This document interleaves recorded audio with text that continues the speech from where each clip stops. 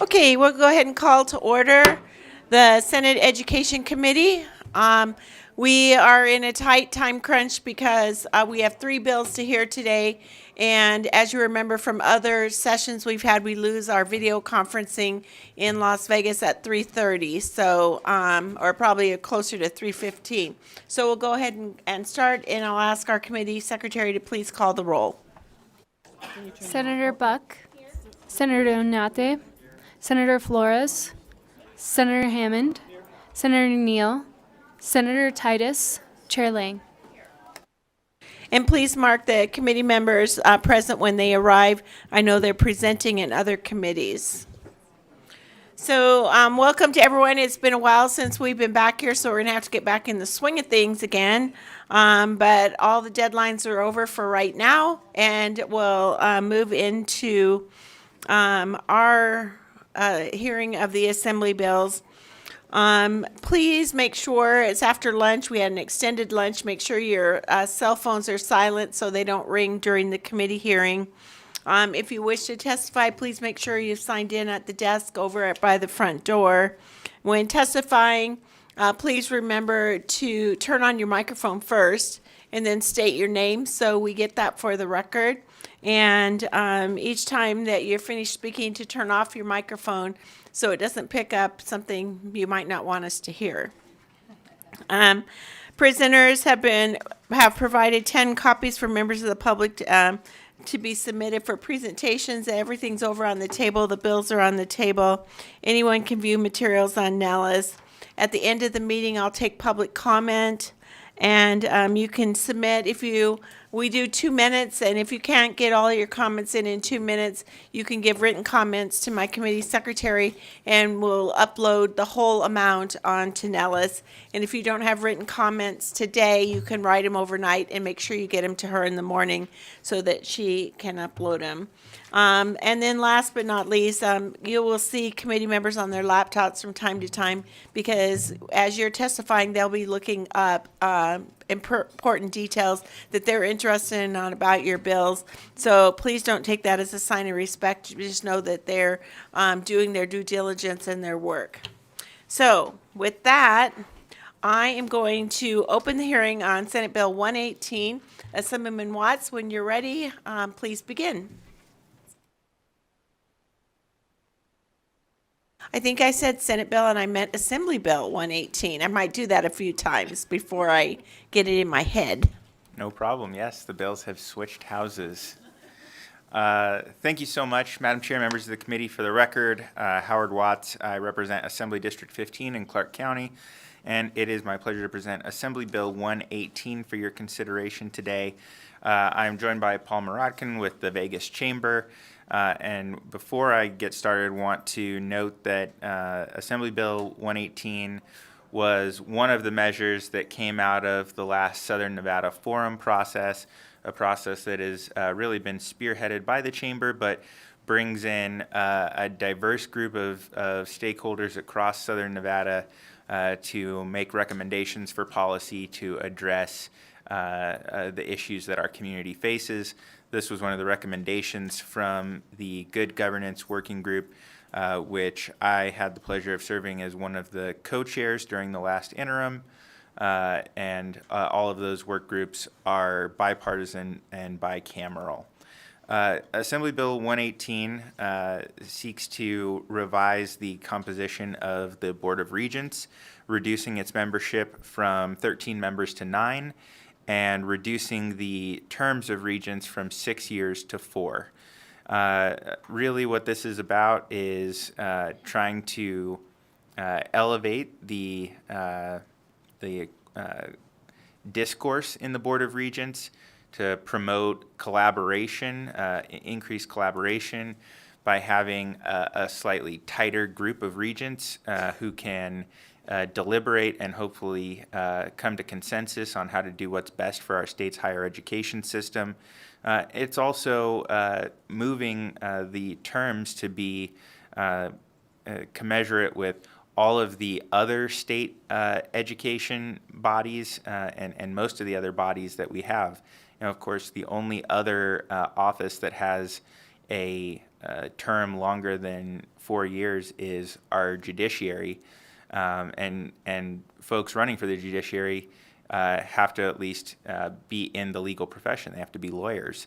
And so we want to make sure that we are providing a forum for regents to regularly be held accountable to the people, that they have more than one reelection before they reach their term limits.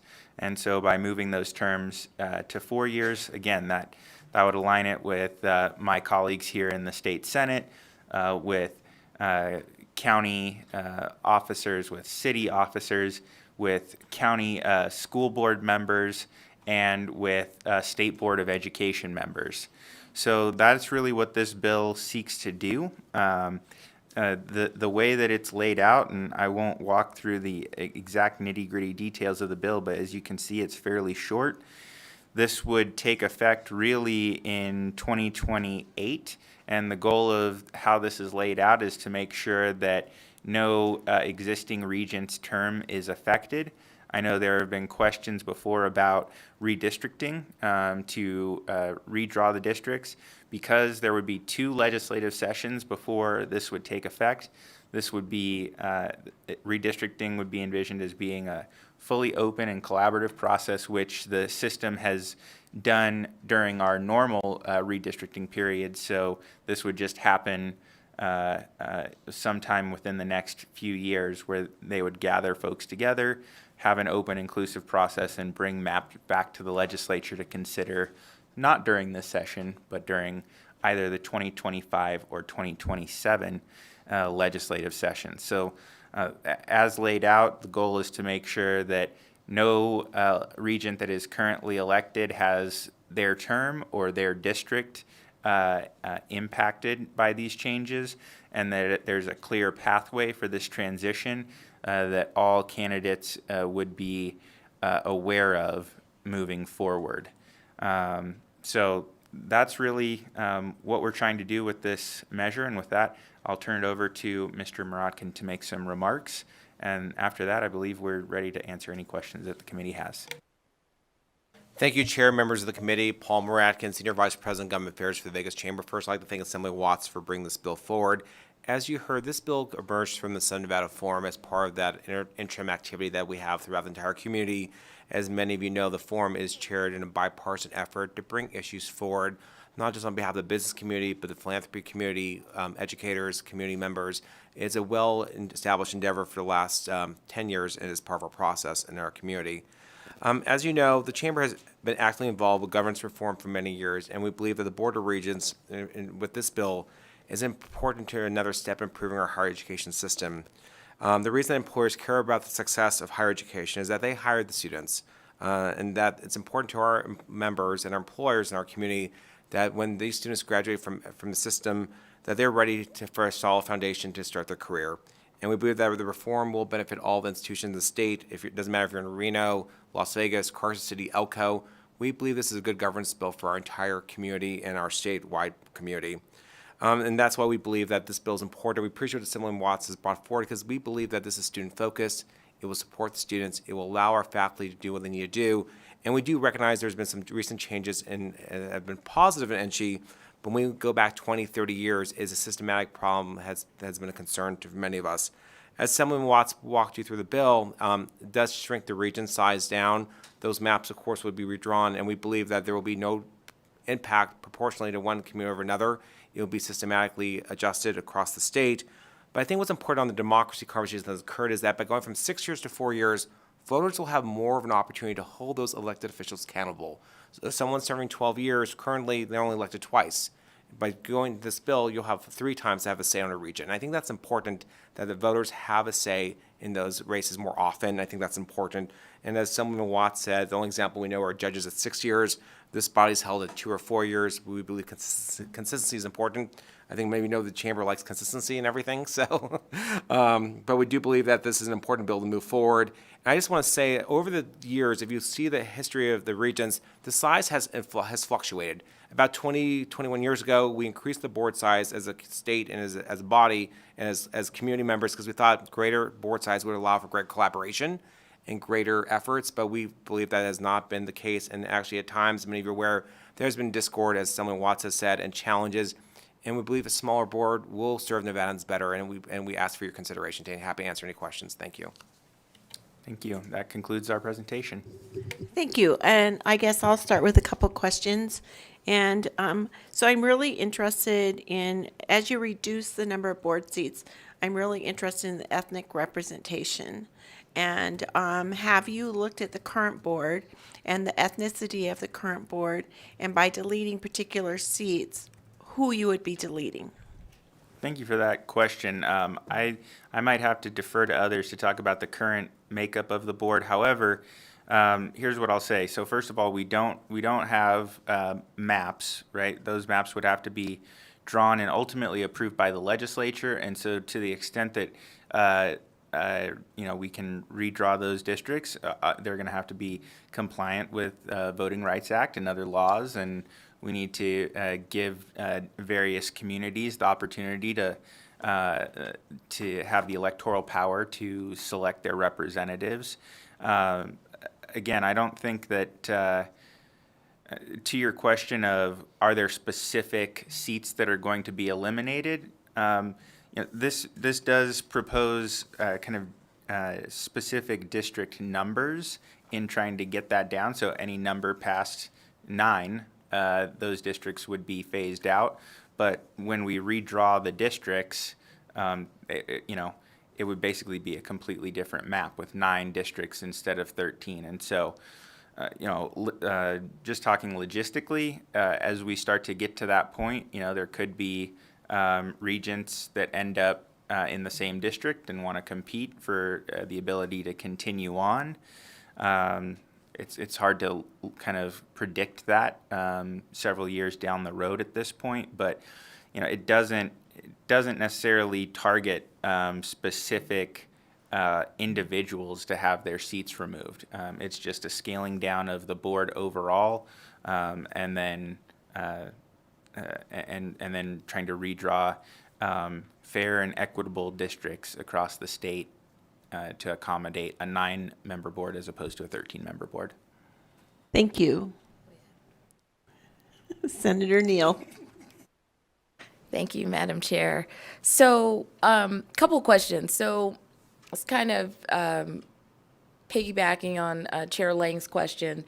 So, communities of interest, how would they, in the division of the new, I guess, seats, how would they be carved out, right? And so that's the first question. Then I have a follow-up.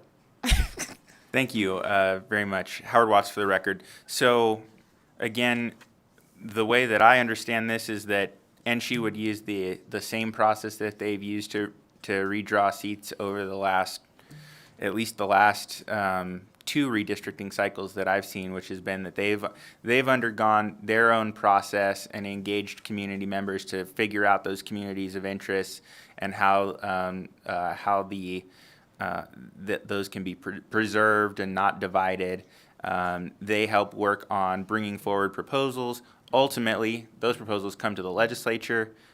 We are the body that has the authority to make those final determinations, so we could adjust any boundaries that would come from a proposal from NSHE, and again would follow all of our existing rules and kind of procedures, and make sure that we're following the law in adopting those maps to make sure that communities of interest are protected and the other requirements for redistricting are carried out. Okay. So second question. Are you anticipating, or just walk me through theoretically, are we talking about updating the census numbers or using the existing census numbers as they exist in 2027?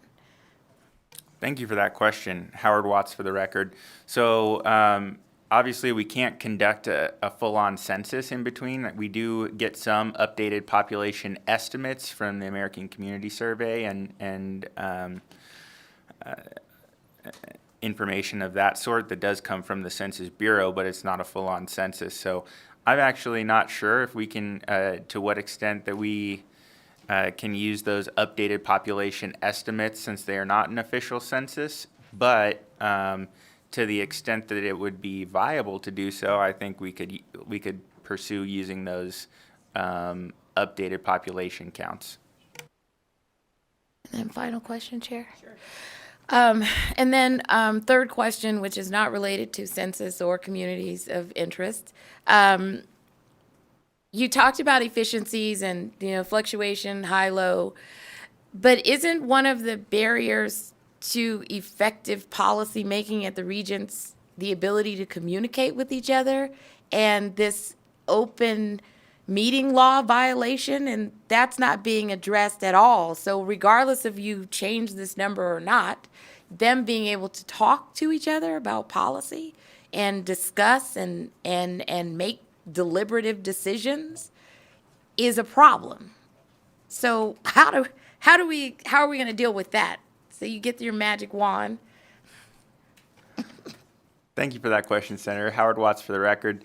I think that's a bigger conversation that we have to have, because open meeting law and trying to figure out the balance between transparency and deliberation, allowing that thoughtful exchange of ideas it's an issue across many different elected bodies that I think it's a worthwhile conversation, right? I'm a big supporter of transparency, but I also do recognize that when you have members that can't have any sort of conversation about something until they get into the room, that can pose challenges for productive conversations as well. So I guess the short answer is a good point. I think it's a different policy. It's a different bill.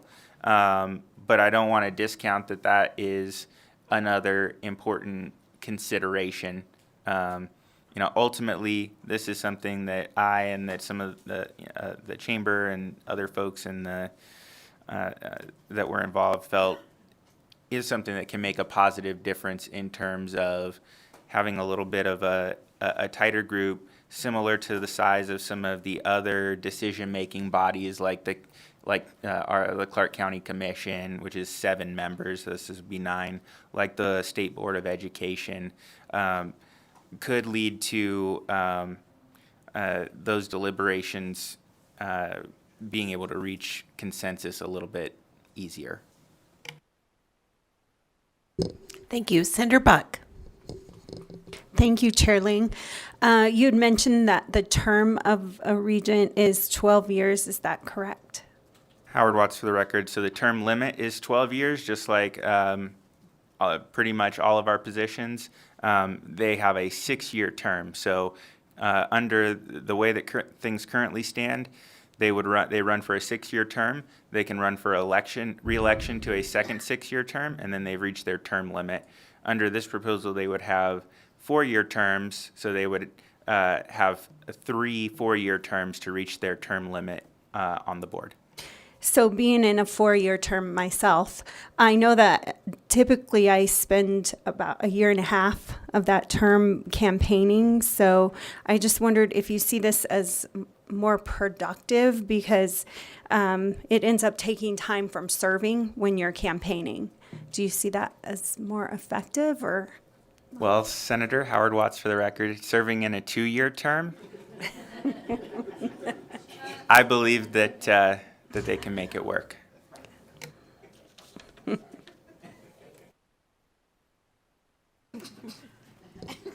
Good answer. Senator Titus. Thank you, Madam Chair, and thank both of you for being here.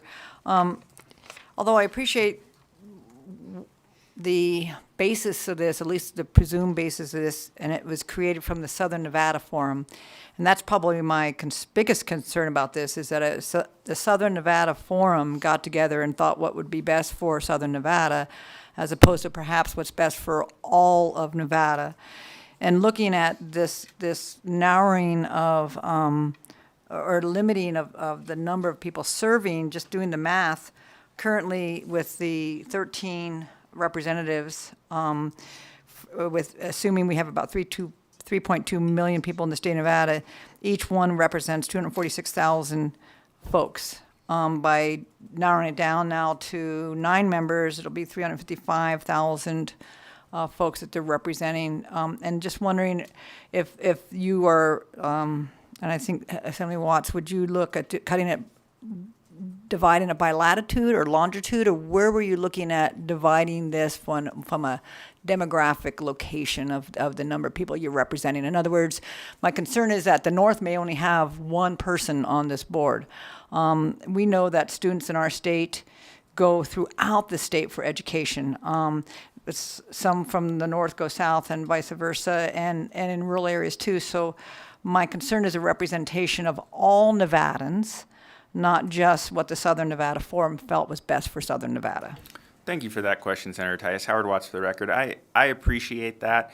A couple of things that I would point out. First of all, in determining rural representation, part of this depends on how the maps are cut, because I know that sometimes for a community, they look at how many people represent the rurals, or how many people represent some portion of Washoe County, or the Truckee Meadows kind of metropolitan area. And so depending on how those maps are drawn, that might be one person, it might be 2 people, it might be 3 people, and that might mean splitting up the community so that when you cross a certain street, you have a different representative. And so whether that necessarily equates to greater representation for the area, to me, it's kind of debatable, because at the end of the day, everybody only has representation by one member of the Board of Regents. That gives us all a level of equality, no matter what the overall size of the board is. And additionally, again, you can look at those things, and depending on how that split is in a map, you could say that an area is maybe kind of punching above their weight in terms of proportion of the population and proportion of representation that they have. If and again, it's kind of a value judgment call. Is it better to have all of a rural area represented by one person who has a kind of that base of knowledge for that entire community, or to have that split in half, or to have that split in three pieces, with those representatives also representing pieces of urban communities? Those are issues that get wrestled with no matter what the size is. And so I think, again, at the end of the day, the maps are going to be drawn based on the one person, one vote principle. Everyone's only going to have one regent, and everyone is going, every area is going to be drawn based on population to ensure that that overall, in terms of how many people the regent represents, that they are represented essentially equally. Oh, thank you for that, although I don't necessarily agree with what your conclusion is. Certainly one person, one vote, but as we have more regents, the likelihood that they represent more areas by definition in the state just makes sense, right? So again, I'm concerned about the representation of everybody, and I, for one, have 6 counties that I represent, and there are urban areas in my counties, from South Lake Tahoe. Talk about diverse. I mean, I represent South Lake Tahoe, Fernley, Yarrington, all those small little urban cities. They are still dramatically different needs than what the rural areas need, the ag people. So I get what you're saying, one person, one vote. But again, just by sheer numbers of cutting these down to massive representations by over 100,000 more people, again, I just worry about the distribution of those folks. Thank you. Madam Chair, if I may follow up, if you don't mind.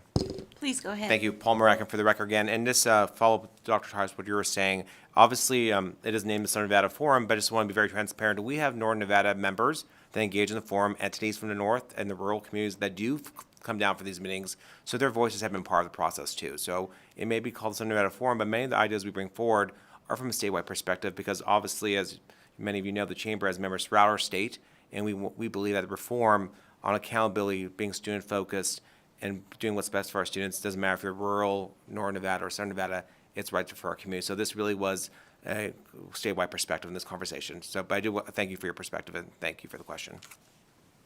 Thank you. Senator Hammond.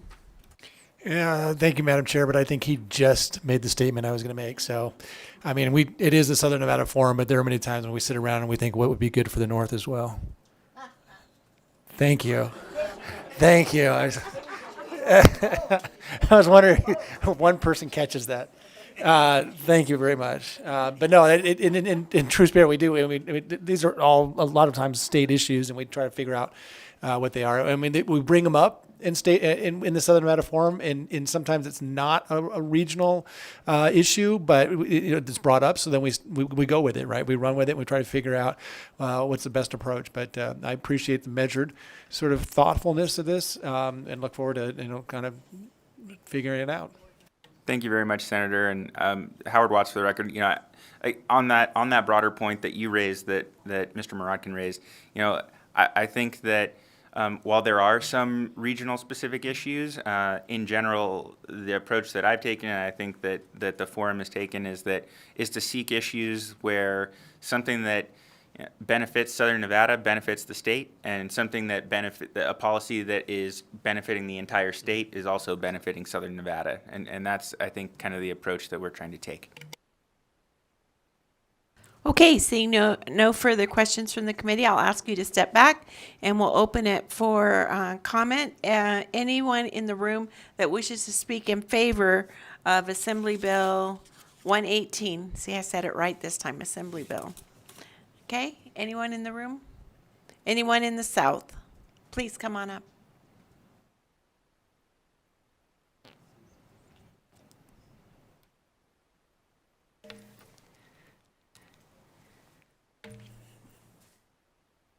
Good afternoon, Madam Chair and members of the committee. My name is Maureen Schaefer, and I am the Executive Director of the Council for a Better Nevada. I am here in support of AB 118. This bill seeks to increase accountability over the NC Board of Regents, and we support this bill because of all aspects of the operations and success of public, private, and nonprofit organizations. Governance matters. We know and understand that fact. When it comes to the business of higher education, the professionals in this sector have been watching the trends and understand major shifts are beginning to occur in this space. U.S. birth rates are beginning to decline for the first time in decades, and college and graduate applications are for the first time also beginning to decline. That means the fight for students will increase among institutions in higher education. In addition, for the first time, the top 20 universities worldwide, which have always been U.S. institutions, now have 2 international universities in those rankings. The world is catching up to U.S. in competitive higher education offerings. Here in Nevada, what we are doing with a board and system that has failed to police itself has been the subject of repeated ethical complaints and has largely become a system of people we have let control us, have made us ask ourselves if they should be in control. To clarify, there are very good and qualified people that have been and are currently regents today. However, when you have a struggling and ethically challenged system repeatedly causing good and qualified people to perform poorly, it's incumbent on all of us to think about changing that system in which we all work within. Otherwise, the outcomes will rarely return the return on investment we expect for the vast financial investment and people time that you have elected officials and we as taxpayers have invested for our students, families, and economy, no matter who we ask to serve within that archaic governance model. AB 118 begins to modernize this governance model. The world is changing around us and will continue to do so. Most states today have already put in a different higher education governance model and are already ahead of us to take advantage of the changing demographics happening today in higher education nationally and internationally. Please support AB 118 to enable Nevada, the limited dollars you invest in it, and our students' economy to benefit and keep up. Thank you. Thank you. I see someone in Las Vegas. Please go ahead when you're ready. My name is Francesca Petrucci. I represent the Clark County Education Association. CCEA is in strong support of AB 118. This session has really emerged around a theme of accountability. It's something that my organization is really proud to help promote, help lead on. And that's what AB 118 does, right? Governance is the hub of accountability. It's the check on an institution, in this case, ENCHI, check on the budget, the vision, the mission, and ultimately the outcomes. And so, we believe this bill moves us toward a more effective model of governance. And we look forward to the forthcoming discussion around the Clark County School Board and reforms around that as well. Thank you. Thank you. Anyone on the phone, BPS, wishing to speak in favor of this bill? Yes, thank you, Chair. To testify in support of AB 118, press star 9 to take your place in the queue.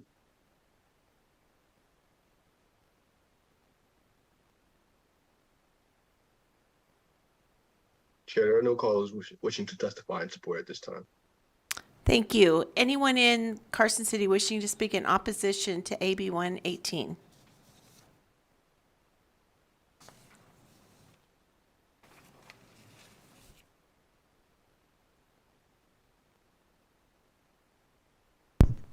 Good afternoon, Madam Chair, members of the committee. For the record, I'm Dale Urquiaga. I'm the acting chancellor of the Nevada System of Higher Education.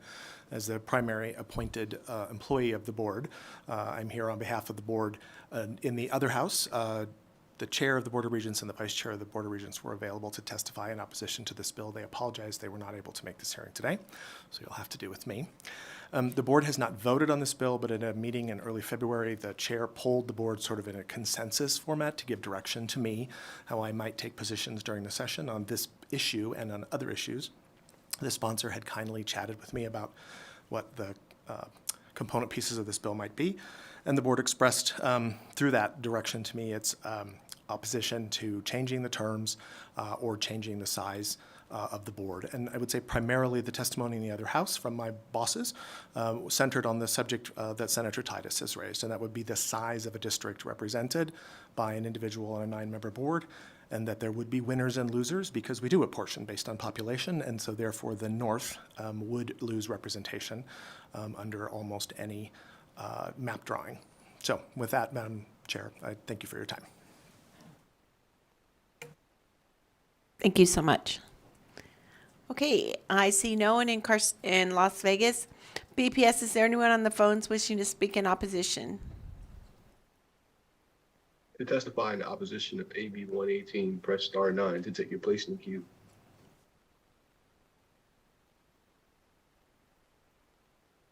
Chair, there are no callers wishing to testify in opposition at this time.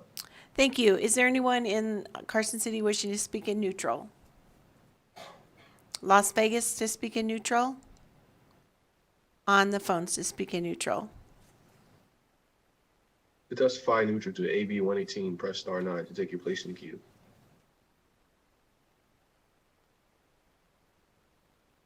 Chair, there are no callers wishing to testify neutral at this time.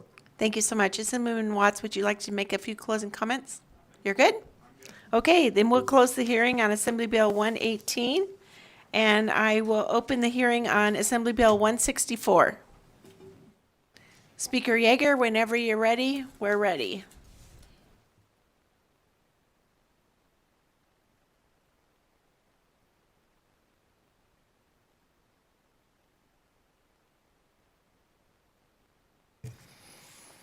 Good afternoon, Chair Lang, members of the Senate Education Committee. My name is Steve Yeager, and it is my honor to present to you Assembly Bill 164 in its first reprint this afternoon. With me at the table, I don't know if you've had a chance to meet our new administrator of the Nevada Division of Outdoor Recreation, but I have Miss Denise Baronio here with me to help answer any questions and to make some comments when it's appropriate. So I'll try to go through this pretty quickly. There is a first reprint of the bill, and there is an amendment as well that I'll cover briefly at the end. I hope that you have that up on Nellis. I believe I submitted it, although sometimes I forget with how quickly things are moving here. Those that know me know that getting outdoors is a passion of mine. especially in the context of this building where we spend so much time inside, and it can be really hard to just sit here and process. So getting outdoors has been important to me and to my mental health, and I have made it a passion over my time here to make sure I'm doing what I can to get our kids outdoors as well. So this is really a continuation of an effort that started in 2017. Back in 2017, my first session, I had a chance to do Assembly Bill 385, which was the Kids in Parks bill that gave all of our fifth graders in the state a free parks pass to get into our state parks. Governor Sandoval signed that bill over at the Mormon Station State Park up here, which was a pretty cool bill signing for my first one. I don't know if I'll ever top that, but it was a special day, and that actually prompted me to visit all of our state parks over the next few years. So I'm proud to say I have been to every one of our state parks. I'd like to spend more time at those state parks. Hopefully after session, I can do that. And then in the 2019 session, we passed a bill, Assembly Bill 331, called the No Child Left Inside Grant Program. And that was a program set up to help get kids outside, particularly to help fund buses, transportation, that sort of thing. So we set up a program, but we didn't fund the program. We didn't have any money in it. And then, of course, as you all know, in 2020 we had COVID. So there is no money in that account right now, but there is a recommendation in the governor's budget, I think, for $250,000 to go into that account. So I'm hopeful that we'll be able to do that. And so in relation to that, what you have in front of you in Assembly Bill 164 in its first reprint is an effort to study in the interim, and it's just a one-time study group, so it's not one of these ones that's going to remain forever in statute, but to think about how we might be able to integrate outdoor learning and our education system. Now, we're not the only state that has taken this issue on. A couple others have as well, the state of Washington, and then Georgia just took this on as well and came out with a report. So essentially what this bill does is sets up a working group to meet in the interim. There are a number of members here, and I think by last count I have 15 members in the group. Now, I'll tell you, when I first started this process, I had a list of about 35 people, and you all know if you've done these bills, you have to try to find a manageable amount of people. 30 people really is too many. And so working with my colleagues in the Assembly, we made some amendments, and what you have in front of you is 15 different people. You'll see they're legislators, they're folks who work in the outdoor recreation space, teachers, a parent of a student, and the idea is that they would meet in the interim and look at other states, how might we be able to integrate outdoor learning with education, and there's some parameters set there. There is the idea that if you can get a day off of work and not have to take a day without leave to be able to do this work. The division can accept gifts and grants to be able to run the program. And then at the suggestion of the Assembly, we did give the committee one bill draft request. Now, of course, they don't have to use that bill draft request, but if they get to the end of the process and they decide they want to do that, they would be able to. So that is the bill that you have in front of you. I will say I've been in further discussions with some folks because, as you might imagine, there are some other folks who want to be on this working group as well if it gets passed. So I am talking to the Department of Wildlife about the potential of having one of their members, which I think makes a lot of sense. But I just want to think about the membership, odd versus even numbers, and make sure we get that right. So I don't have that amendment for you today. But what I do have is a conceptual amendment. It's dated April 19th because I think that's when this bill was originally scheduled. And this relates to Assembly Bill 331, which I talked about, which was the Outdoor Grant Recreation Program. So when that program was set up, there was going to be a technical advisory committee that would administer the program, and that was going to be through Nevada Administrative Code. It hasn't been set up yet, and that's one, because there's no money in the program, and two, as you know, we've had a lot of turnover in state agencies. So what I'm essentially asking in the amendment is let's get rid of another technical advisory committee, and let's just allow the Advisory Board on Outdoor Recreation, which already exists and already meets, let's let them be the agency that would sort of administer the grants. And by that, meaning schools apply for grants, they would be able to take that information in and decide how to grant the money and how much to give.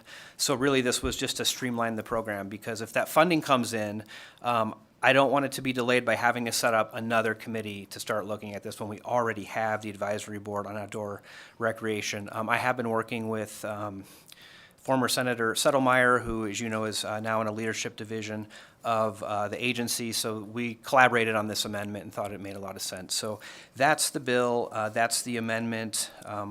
If you would allow, I'd be happy to hand it over to our new administrator just to give any thoughts, and then we'd be happy to answer any questions. Please. Good afternoon, Chair Lang and members of the committee. My name is Denise Baronio, and I serve as the new administrator for the Nevada Division of Outdoor Recreation, or NDOR. The division is testifying in support of Assembly Bill 164 and the proposed amendment.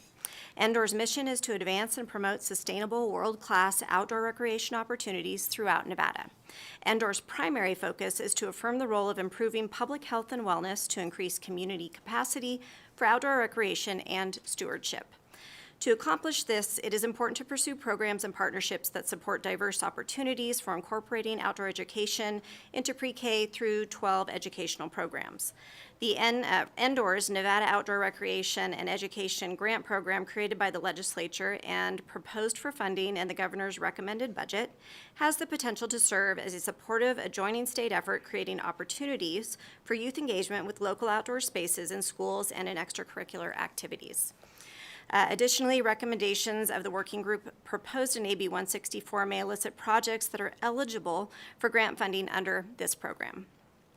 Further, the working group could serve as a catalyst for partnerships and future opportunities to increase the prevalence of outdoor recreation and education in Nevada, bringing a plethora of known academic health and behavioral benefits to students and to schools. Nevada public schools have the potential to be an exemplary setting for implementing outdoor education into the lives of Nevada youth.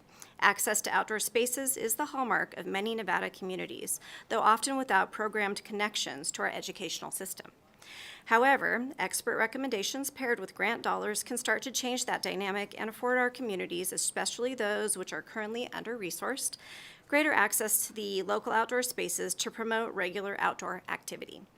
Finally, NDOR supports the amendment proposed by Speaker Yeager to allow for the Advisory Board on Outdoor Recreation to serve as the technical advisory committee for Nevada Outdoor Recreation and for Outdoor Education and Recreation Grant Program. This modification will help streamline disbursement of grants as the Advisory Board is already established and has been meeting over the past year. So thank you for your time. I'd be happy to answer any questions. Thanks so much. Are you ready for questions then? Okay, Senator Neal. Thank you, Madam Chair. So it's a simple question. I super appreciate this bill. I mean, I think our generation grew up outside, whether or not it was freeze tag in the front yard or Mother May I, you were like, get outside. But ultimately, your parents didn't want you in the house. So how will we do outreach to the minority communities? I saw in here you have one of the representatives from the Office of Minority Health and Equity. But I know Roz from Vegas Roots has a group that is currently engaging in trying to bring more minority communities outdoors. Is there a consideration to maybe include their group as members? Steve Yeager, through the record, through you, Madam Chair, to Senator Neal. Excellent question. I think in the initial iteration, there were a lot of different members, and I think Tom Clark testified on this bill in the Assembly, and he said something that I think made sense, which he said, you can't have everybody be a member because then there's nobody to present to the group. So I think the thought would be that we would have this membership, but they're going to, much like we do in the legislature, they're going to have folks come talk to them. And I think that's going to include those type of programs. Obviously, we have some representatives on there, but would include those type of organizations to come forward and say, this is what we do, or to, sort of make those connections. So I would say I'm still thinking about the membership. I just want to be very deliberate about not making the group itself too big, so they actually can take some testimony and go through that. But I think your point is well taken. There are a lot of groups sort of involved in this space in their own little areas, a lot in southern Nevada and other parts of the state, but I'm hoping that this can be a way to pull all those groups together and then to focus on whatever comes out of this bill, but then the companion part of the grant program to actually fund some of these things. So hopefully I didn't lawyer that answer too much for you, but... Thank you. No, I was just thinking it'd probably be better just to have that group versus the Office of Minority Health, since they're focused on a lot of other things and they also have limited staff, and their staff is mostly contract staff that may or may not be in existence in 2024, 2025. But since, because it's focused on outdoor, and this group is specifically focused on, I think they started working with Endow recently in order to build more cohesion through the state for hiking, camping, and some different things to try to engage. And I know currently they started an adult swim team in minority communities to try to get folks to learn how to swim. So I think they would be a better fit than the Office of Minority Health. Senator Titus. Thank you, Madam Chair. And Speaker Yeager, it's hard for me to fathom that we need to have legislation to get people to go outside. As somebody who grew up in rural Nevada and still spends as much time as I can outside, I didn't realize we would need to have legislation to do that. Having said that, I need some clarification. So under the existing Division of Outdoor Recreation, you have an advisory committee that handles grants, and but that's not currently operating because you don't have any grants, or is that already existing? Steve Yeager, for the record, through you, Madam Chair, to Senator Titus, and I might need Please just go direct. Thank you so much. Appreciate that. I might need a backup on this, but so the Division of Outdoor Recreation already has the advisory board on outdoor recreation, and that is chaired by the Lieutenant Governor. The membership is set up in statute when we created that office, I think in the 2017 session. And then alongside of that, the bill that I was talking about, AB 331 from 2019, set up this grant program. And the way that the grant program was envisioned is that there would be a different technical advisory group that would be set up under regulations to work on just the grant program. But no funding in the grant program. That technical advisory committee has never been appointed. So we're just saying, why don't we take the already existing one that sort of oversees all of outdoor recreation and just let them administer the grant program instead of having this sort of duplicative membership and the need to have two separate groups doing similar things. But I don't know if that group already does other grant work, so I think our administrator would know that. Thank you. Denise Baronio for the record. Being brand new to the position, it's my 10th day. I hope I can give some insight. The current board is set up to really take on the tasks of what the TAC committee would do. So it would really be duplicating. I think that it's already the kind of representation that covers what the technical advisory committee would do. They have met once this year. They've changed their meeting status to 4 times a year per the Lieutenant Governor. So we feel that it would be adequate. So now we're looking at a third board, though. So we had Just one. So we Just had one. but you just stated, Speaker, that we had the initial board of outdoor recreation, and then there was a board that for grants within that, correct? And now we're looking at a third advisory board to get people to go outside. 3 boards to get people to go outside. Steve Yeager for the records. So there's one board that exists and has always existed. And then the technical advisory committee never got appointed, so it's a group that doesn't exist. But in this bill, this is a one-time study group in the interim to get together just in the interim to think about how we match up education with outdoor. So this would go away after this current interim. So thank you for that. So you're looking at setting up yet potentially a third. Yes, one doesn't exist, but one does exist, and now this is a third one. And they're going to self-clear after the end of this. It's going to implode at the end of July. When does this officially end? It says here July. It starts at July 1st, or when does this end? I don't see a stop date on this one. It says it December 31st, 2024. Is that when will this officially end? Steve Yeager, for the record, would certainly defer to Mr. Killian, but I think the way I read it is when they submit the report on December 31st of 2024, that would essentially be the end of the working group unless we authorize them to continue meeting in the next interim. So then at that time, they'll have presented potentially a BDR, so they get one BDR. Oh, so this is a one-time shot, one-time BDR. Again, I have difficulty comprehending that we need legislation to get people to go outside. However, I do like a component of this. I like the fact that one of the things they're going to be charged with doing is to look at how you can encourage our schools to get people to go outside. So I'm not totally against this. It's, again, as I said, it's foreign to me that we have to do this at all. But I do support the concept, and I like the fact that you're going to go away after December. No, nothing personal, but that this group will go away, try to make some good ideas, give the BDR, and then see where it goes. And it can always be, it could be a phoenix, and it could come back. But I do like conceptually the fact that you can work with school groups, understand what the urban settings are, and why aren't folks getting outside. So I'm certainly supportive of it, but again, it's just not something that I'm used to doing. Thank you.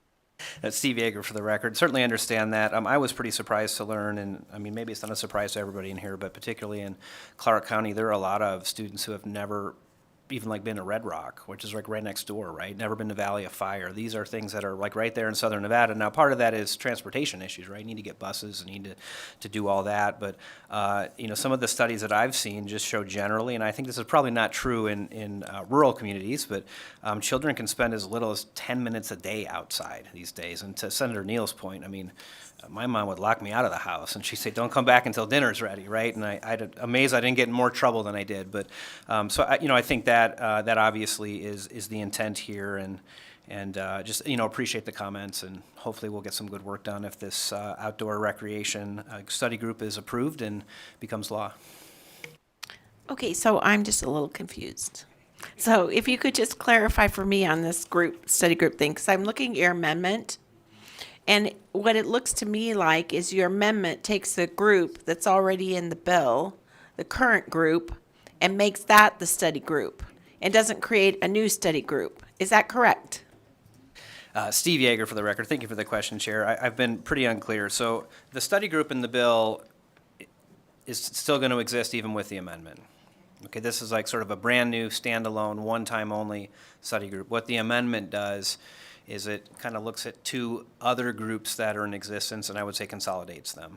So, and that's the one that administers the grant program. That's separate from this, but in my ideal world would be combined once we get to something. So there's a funding mechanism, and that's why I don't have an appropriation on this bill, because my hope is that the $250,000 going into the outdoor grant recreation program will be used in conjunction with this, so that whatever programming or recommendations might be recommended by the study committee would have a natural funding mechanism that would be the outdoor recreation board who would administer that part when this one goes away. It's very clear now. Thank you.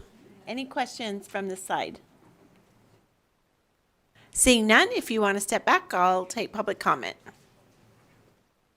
Okay, anyone in the room wishing to speak in favor of this bill, please come to the front. Anyone in Las Vegas wishing to speak in favor of this bill, please come to the table. And we'll go ahead and start right here. Thank you, Madam Chair, members of the committee. My name is Tom Clark. I'm here on behalf of the Nevada Outdoor Business Coalition. Some of the clarity has come through the speaker's answer on the different committees. The advisory committee that we created, it was in 2019 when the Nevada Outdoor Business, or the Division of Outdoor Recreation was created, we created an advisory board. And that advisory board really was to look at the industry, look at ways that the state could help market the industry, do economic development for the industry, bring people in to testify, much like Senator Neal was discussing, to talk about the industry as a whole.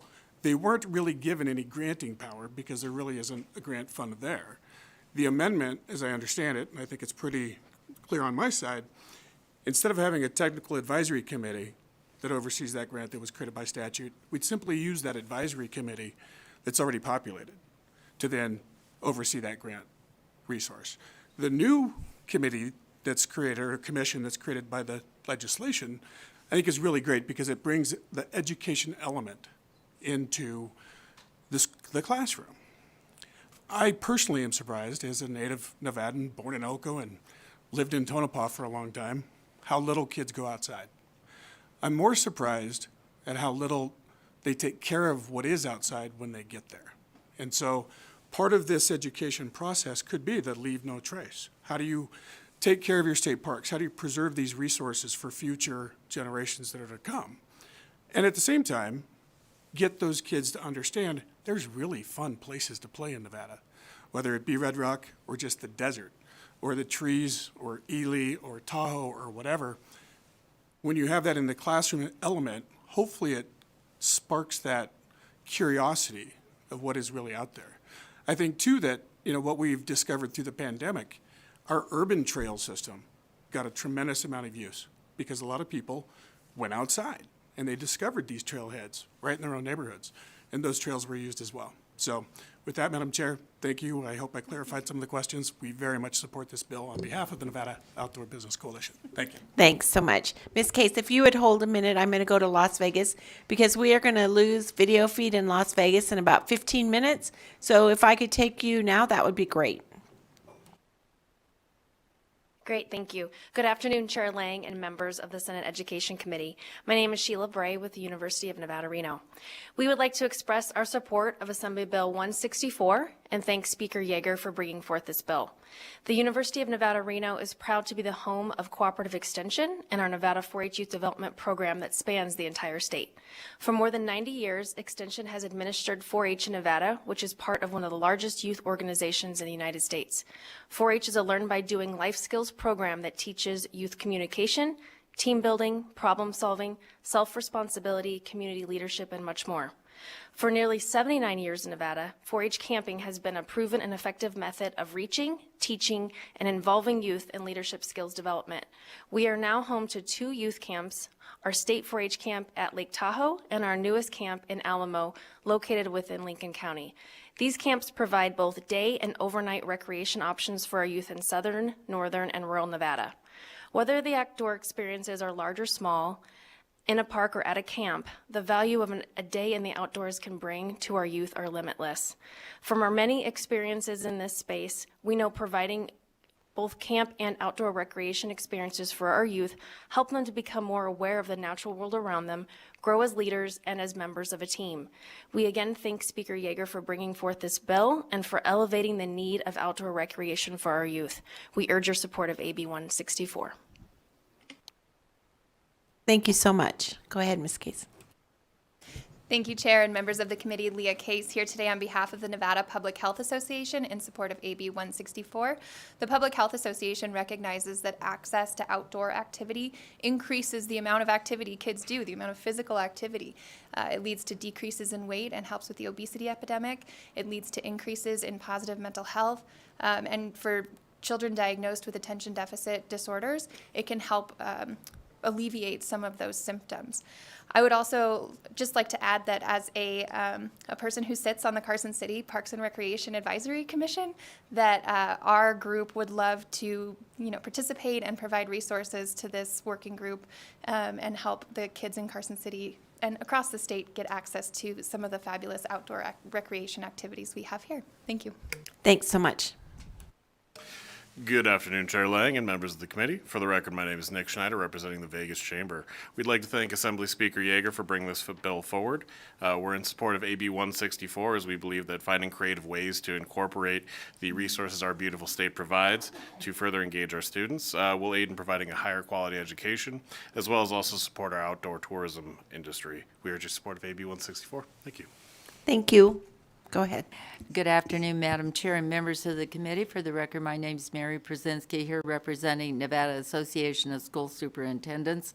And we want to thank Speaker Yeager for bringing the bill forward and for adding a superintendent to the committee. We asked for that and the hearing on the assembly side, and so we appreciate that to get school administration in there when decisions are made about what should be happening in the schools.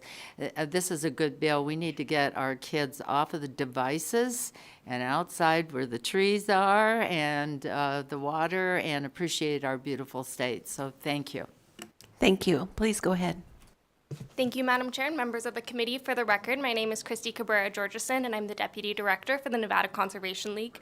we're here in strong support of AB 164, as well as the amendment.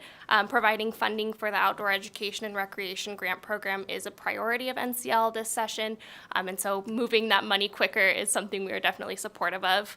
We submitted a letter to Nellis that includes so many reasons why we think this is a great bill and outlines some of the many benefits of getting kids outside, so I won't spend too much time reiterating that. However, I grew up in Reno and I went through the public school system, and some of my fondest memories are field trips that included getting outside or learning about nature. To this day, I have vivid memories of experiencing the Oxbow study area on the Truckee River and the Galena Creek Regional Park for the first time. Every child should be able to have those experiences that they could cherish for the rest of their lives.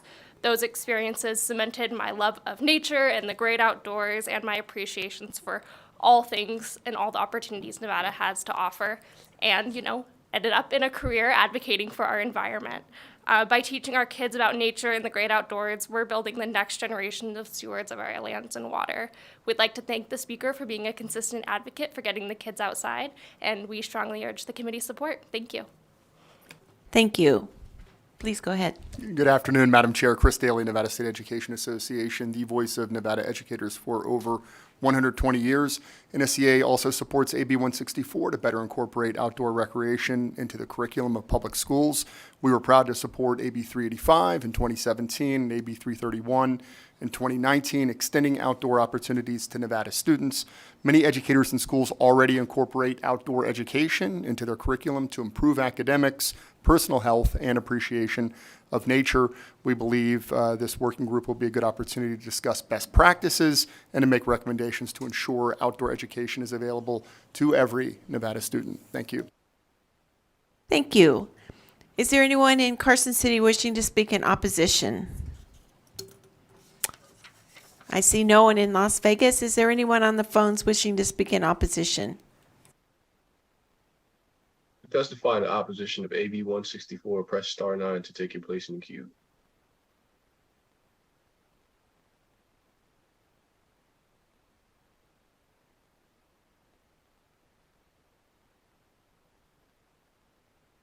Hi, Chair Lang. I was calling in support. I did not hear a time for in support. I realize I skipped that accidentally, so please go ahead. No worries. Thank you. Good afternoon, Chair and the committee. My name is Shelby Swartz, and I'm the Development Manager of Battleborn Progress. We are in strong support of AB 164. Nevada is lucky to have an incredible amount of outdoor treasures all across the state. However, a lack of financial and economic resources often excludes underserved youth and their families from fully experiencing the array of land, water, and wildlife activities in our state. Creating this working group to find ways to increase access and include exploration of these treasures and the education of our kids will help with not only mental and physical health, but overall school performance. The outdoors can heal and renew our kids to be the best that they can be. Please support AB 164. Thank you. Thank you. Anyone else on the phones wishing to speak in support or opposition?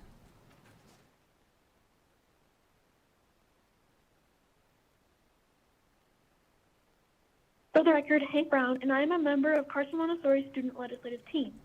Before we begin, I would just like to say, Senator Titus, you wanted to know how to get us out of the classroom and outside. My opinion would be to get rid of some of these standardized tests. In fact, that's why I'm not there in person today.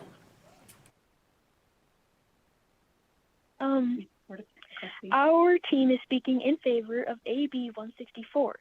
Thank you for streamlining, especially grants, but could we just go a little bit further? First, we feel that to wait until December of 2024 to release the findings and suggestions is way too long.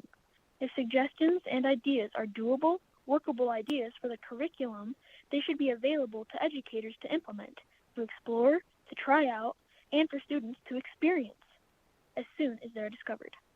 Trust us, teachers are having to spend so much time collecting data, they miss out on teachable curriculum opportunities.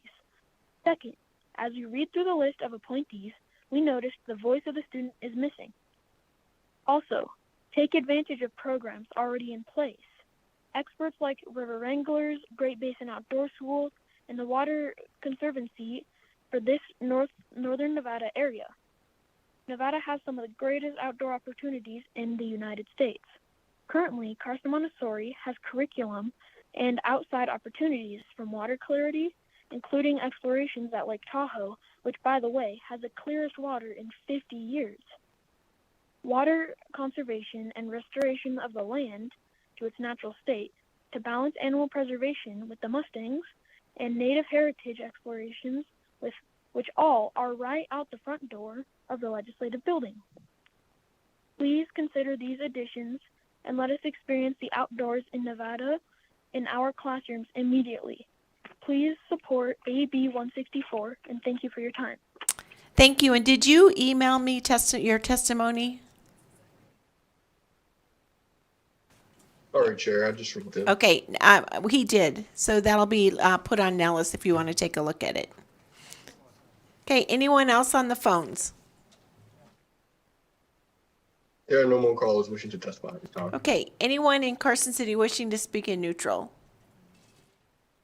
Okay, with that, Speaker Yeager, we have one more question from the committee, and then if you'd like to give some closing comments. Senator Buck. Thank you, Chair Lang. I really like the bill, Speaker. Great Outdoors Nevada has been providing field trips through donor dollars for years. So I like the makeup of the committee or of this advisory council. I think the key is to make sure that there are lots of educators on there because they know how to connect it to the curriculum. For example, 4 to 6,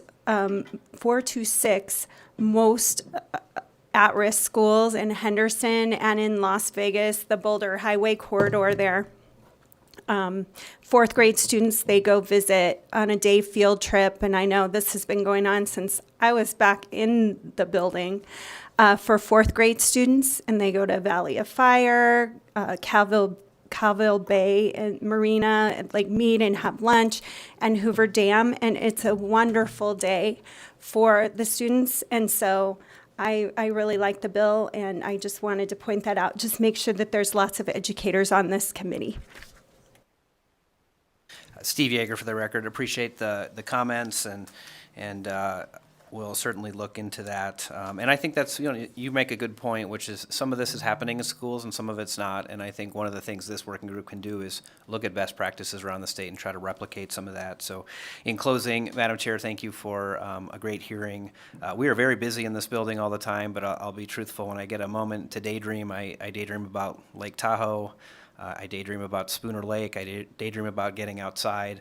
We don't get a chance to do that a lot in this building, but I would love to create a culture where obviously our students have to do well in the classroom, but that they have an appreciation for the great state of Nevada as well.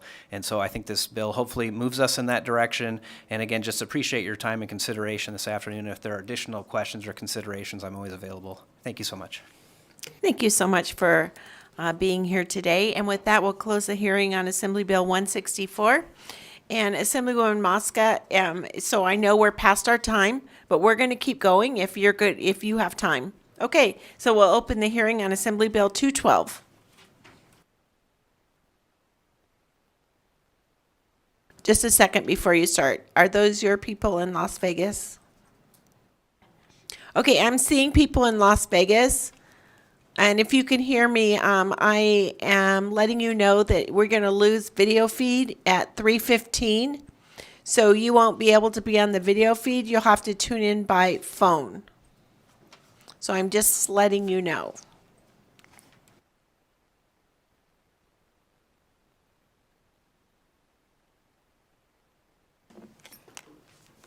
Thank you, Senate Committee on Education, for allowing me to be here today and present Assembly Bill 212. Today, I will share a summary of the why behind this bill, pass it over to my colleague Renee Davis, who's the Vice Chair at the Nevada System of Higher Education, to share local context, and I will review specific bill language in the bill. Currently, the problem that we're trying to solve is that within the entry institution, if you are a student and you owe over $100 to the institution, you can't access your transcript.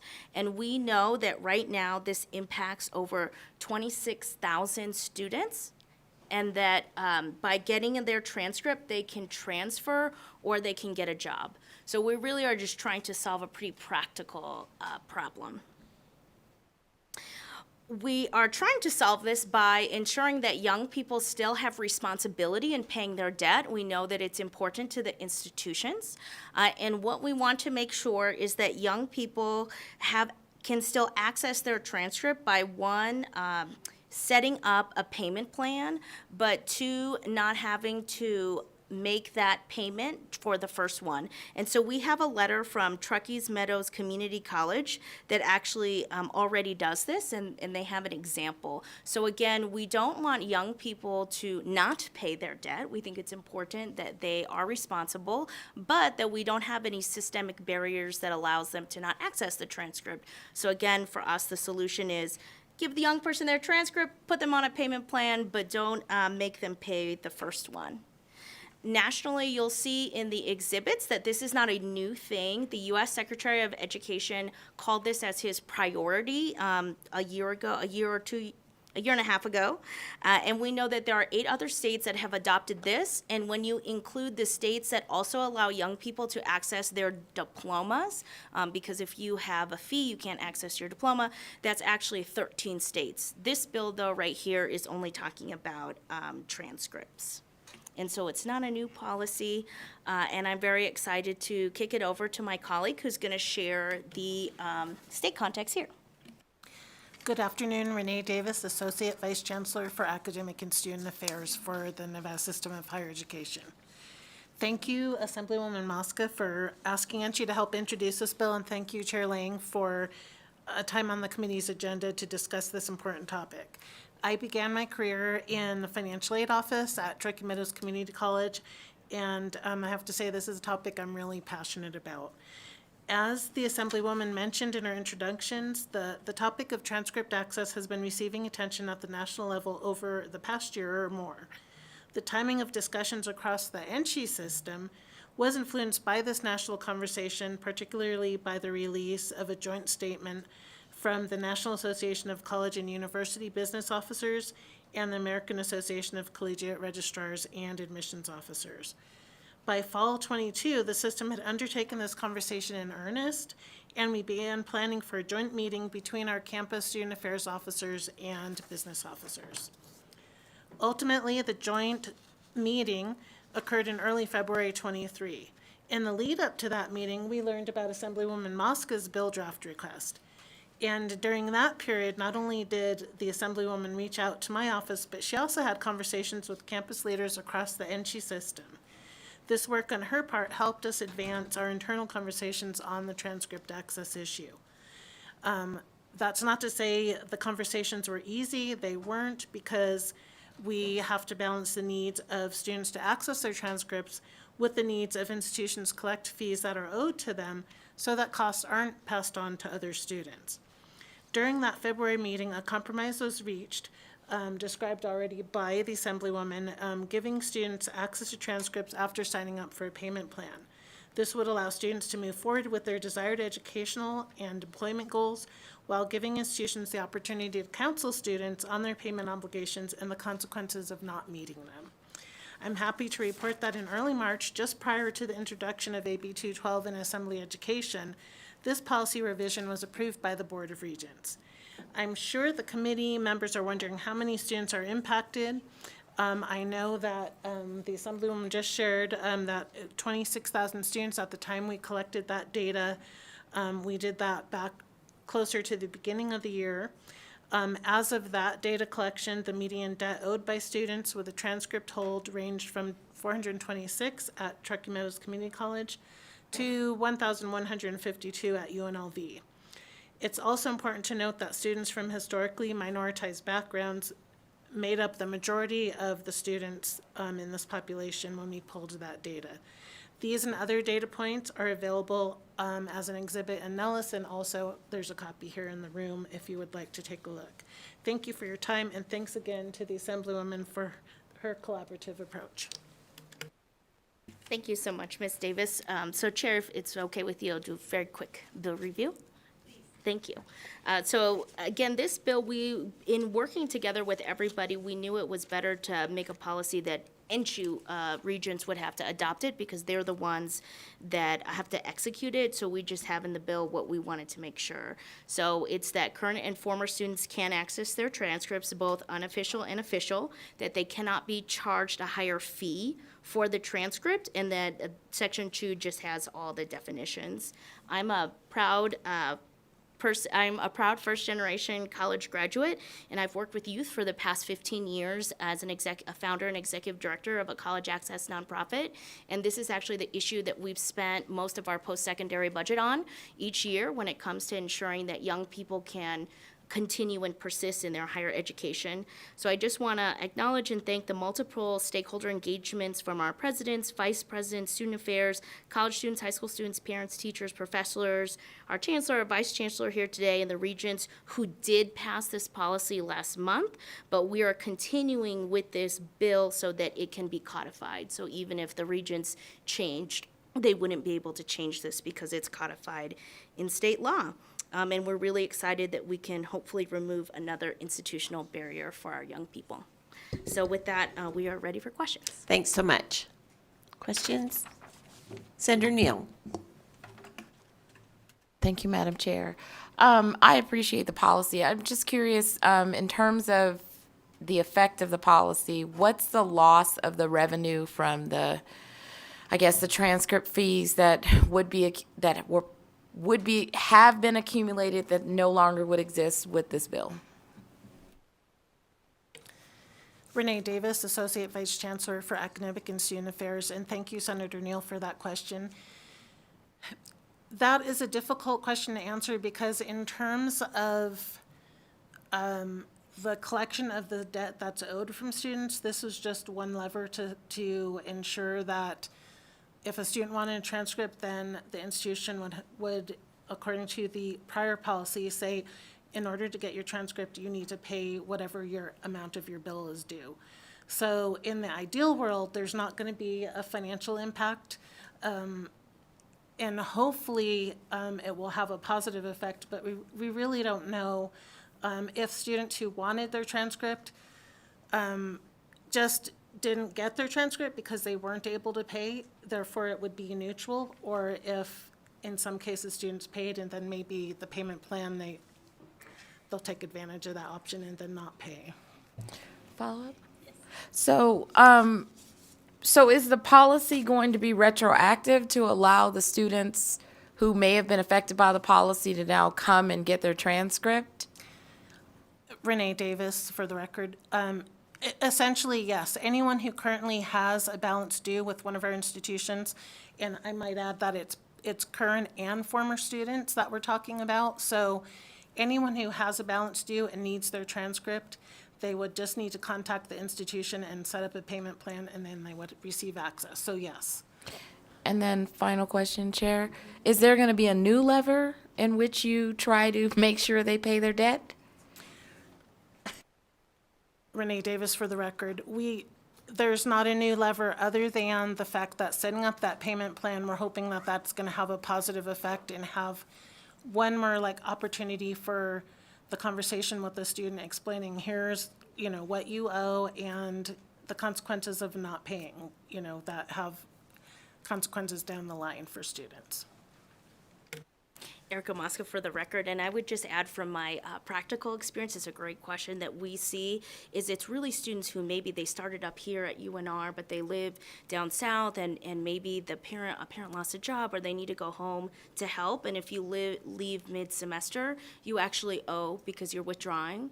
And so a young person, if they move, and let's say they want to go to CSN the next semester, well, you owe money, and you can't even get your transcript to then transfer. So what we're hoping is, hey, now you can get your transcript, so it allows you a reason to get back into the door and hopefully have counseling or work with the institution to get back onto your education track. Please, Senator Neal. Thanks, Madam Chair, for the indulgence. Have these debts ever been in a collection or on a credit report? Renee Davis, for the record. It's a mix. So a lot of them wouldn't have gone to collections yet. And so that's where that conversation is most valuable, because then it would be one more chance for the student to not go to collections.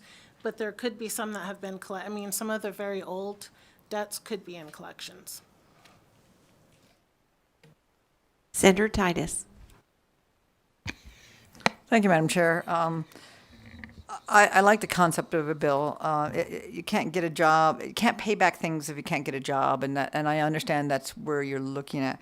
I need to ask you to repeat those numbers about the average debt of a student. One was 400 and one was like an average debt. Could you give those back again? Renee Davis for the record. There is an exhibit in Ellis with information by each institution, but the two examples I gave was on the low range, and I was talking medians, 426 at Truckee Meadows Community College, and 1,152 at UNLV. And that's on our documents loaded up? Yes, ma'am. All right, thank you, Madam Chair. Thank you. If someone has something on their credit report, then will you be issuing a letter so that they can get that off their credit report to move forward? Renee Davis for the record. That's not really part of the policy. I'm sorry, I don't know the answer. I can find and report back. Yeah, so I think if you're looking at how you can help people to get jobs so they can pay their debt, getting something off your credit report, where a lot of jobs and look at credit reports now and stuff, that may be something that you want to look at. Hey, any questions, Senator Bott? Okay, I'm not seeing any more questions. If you'll step back, we'll take public comment. Anyone in the room wishing to speak in favor of Senate Bill 212?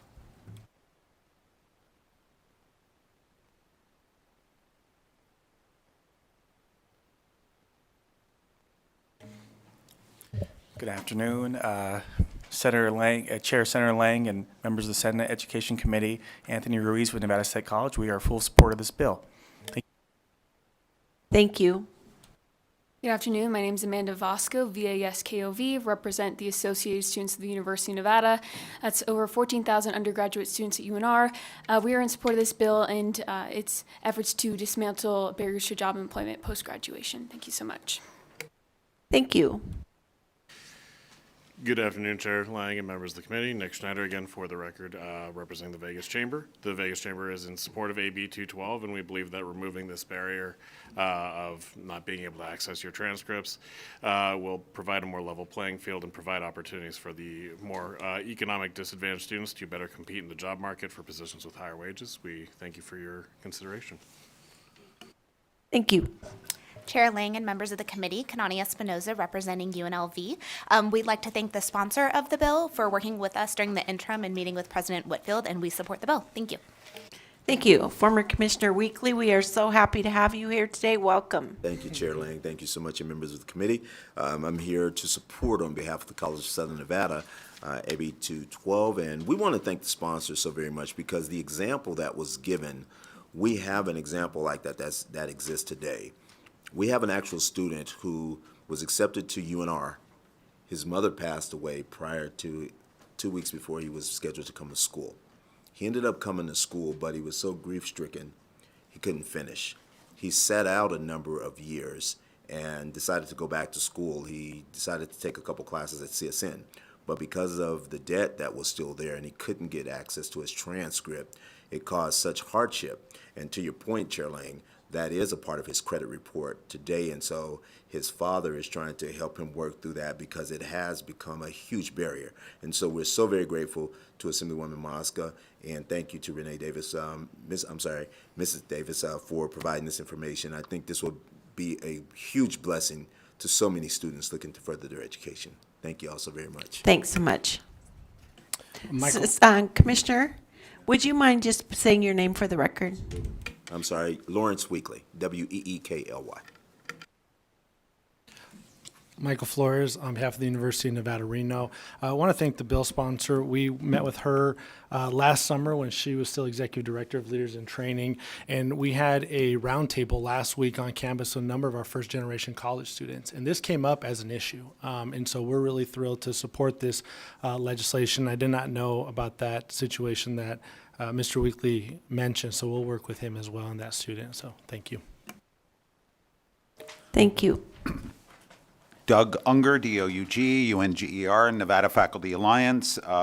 We are in support of AB 212. I just want to say when I served for years on the Academic Standards Committee at UNLV, this was a consistent issue with students wishing to reinstate and get back on track to get their degrees because they owed money and they couldn't get transcripts released.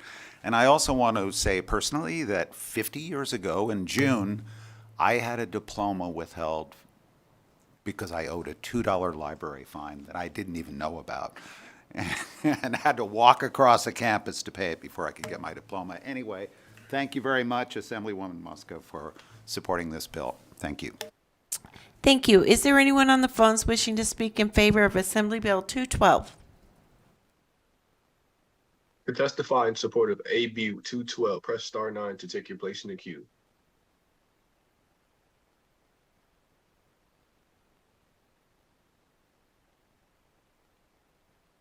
Good afternoon, Chair and committee members. My name is Shelby Swartz, and I am the Development Manager of Battleborn Progress.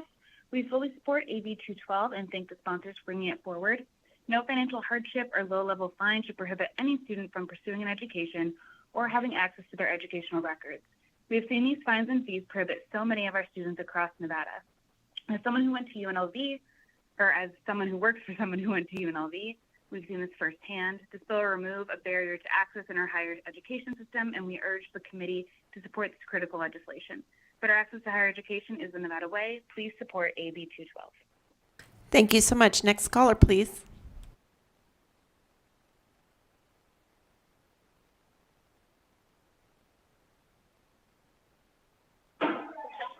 Hello, Chair and members of the committee. My name is Kevin Osorio Hernandez. I'm a major in history at Nevada State College, and I am in full support of this bill. I also want to thank Assemblywoman Erica Mosca for always advocating on behalf of the students here at Nevada State and all over Nevada as well.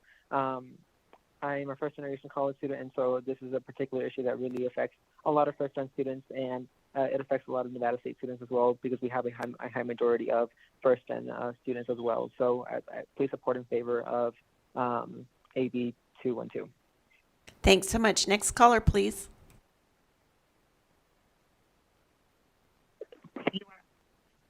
Hello, Chair and committee members. My name is Amy Koo. I am the Acting Deputy Director with One APIA Nevada. We are a nonprofit that advocates for the growing Asian American community here in Nevada. Asian American students have the highest unmet financial need, and AB 212 is a simple way to make sure that our students are not prohibited from their from their educational records because of financial reasons. We urge everyone to support this bill. Thank you. Thanks so much. BPS, are there any more callers? Chair, there are no more callers at this time. Thanks so much. Anyone in Carson City wishing to speak in opposition? He said there's no more callers on the phone, so anyone wishing to speak in neutral in Carson City? Okay, Assemblywoman, if you would like to make it, you're good? I think you said it all pretty well. Thank you so much, and with that, we'll close the hearing on Assembly Bill 212, and I will thank you for coming today, and I will open it up for public comment.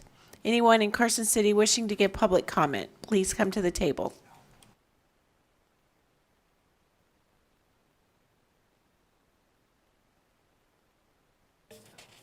Please go ahead. Good afternoon, Madam Chair. Chris Daly, Nevada State Education Association.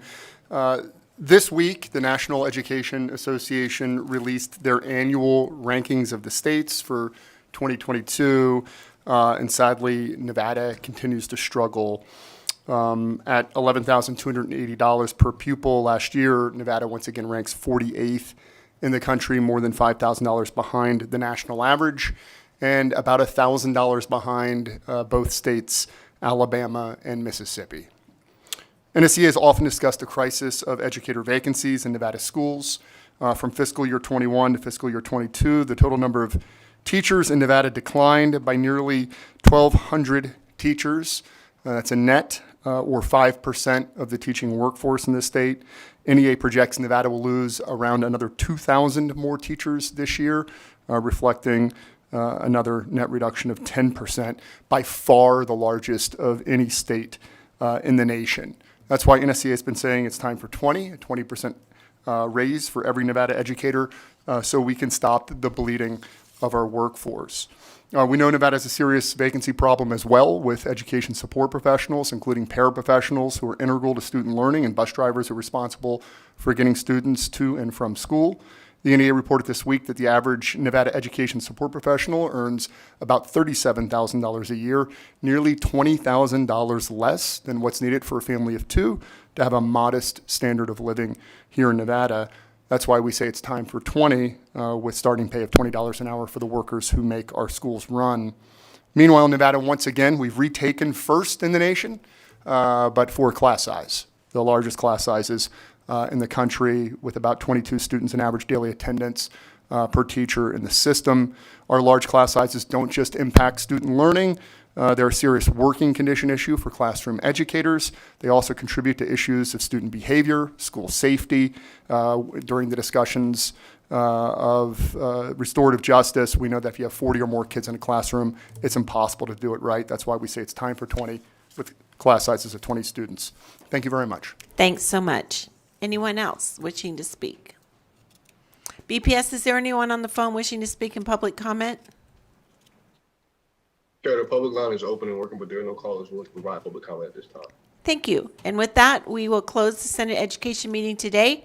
We are canceled on Friday, and we'll see you on Monday at 1 o'clock. Meeting adjourned.